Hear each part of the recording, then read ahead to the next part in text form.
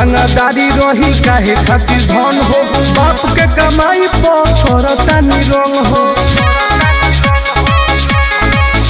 हरी करब रंगदारी रही काहे खातिर धन हो, बाप के कमाई पर करता निरंग हो।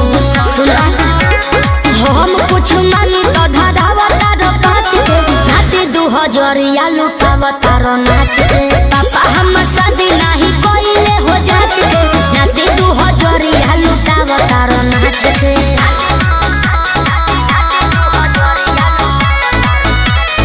Music by Arya Sharma.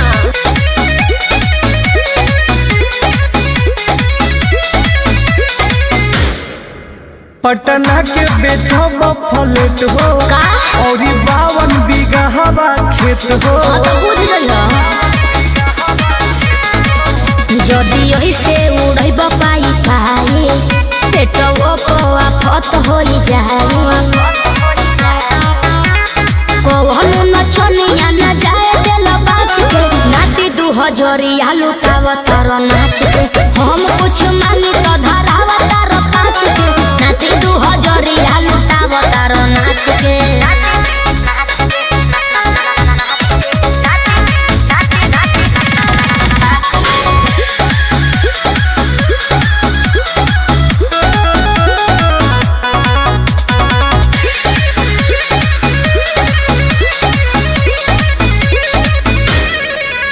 हमर नंबर रखले मलिकाई दिया तोरो से सुपर फाइन। हतई देख लो जाके लइका खेलावे लो नचनिया के करे लो ना ख्याल अपना कनिया के। तुम मनीष सुनी खाता खूब खाच के नाते 2000 लुटावता रो नाच